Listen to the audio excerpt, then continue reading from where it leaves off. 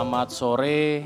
Pada hari ini yang kami hormati Bapak Kapolda Metro Jaya, Bapak Irjen Polisi Dr. Muhammad Fadil Imran akan memberikan konferensi terkait dengan perkembangan kasus yang selama ini menjadi perhatian publik.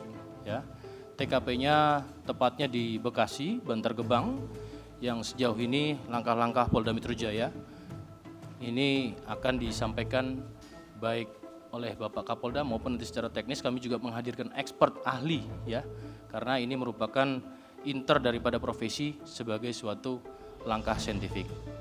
Hasil yang kita peroleh akurat dan dapat dipertanggungjawabkan kepada publik. Kasus Kalideres menjadi pengalaman buat kita semua. Hasil pemeriksaan di TKP ditemukan bahwa terdapat lubang galian 1 kali 2 meter dengan kedalaman 2 meter di area belakang rumah. Terdapat sisa bakaran sampah di belakang rumah dekat galian. Kemudian ditemukan plastik diduga bekas bungkus racun di daerah bakaran sampah. Petunjuk juga ditemukan alat komunikasi yang digunakan oleh pelaku.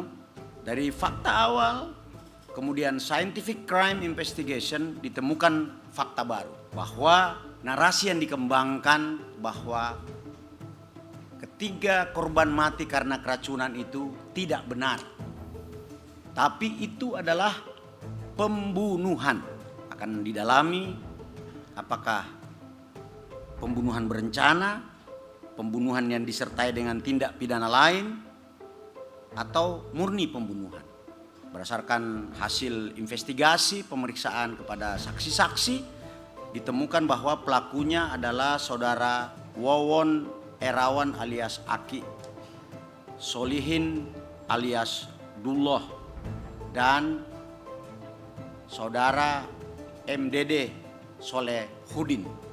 Ketiganya ternyata orang dekat dari para korban. Korban meninggal dunia yang di Bekasi ini dibunuh karena para tersangka ini diketahui melakukan tindak pidana lain. Apa tindak pidana lain itu?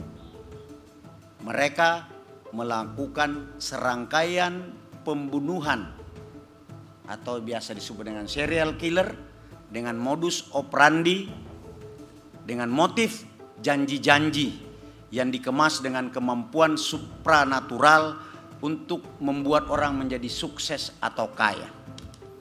Jadi keluarga dekatnya ini dianggap berbahaya karena mengetahui bahwa dia melakukan tindak pidana lain dalam bentuk pembunuhan dan penipuan kepada korban-korban lainnya.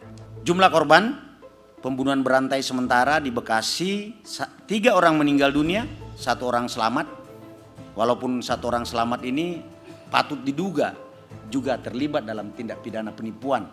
Di TKP Cianjur ada 4 kerangka, kemudian ada pengakuan dari tersangka, ada 1 kerangka lain dalam pencarian, belum ditemukan. Kemudian ada di Garut, ada 1 orang dikuburkan setelah sebelumnya dibuang ke laut. Kami temukan entry point baru, fakta baru. Ternyata ada korban-korban lain sebelum TKP Bekasi. Kami mendapatkan kesaksian dari salah satu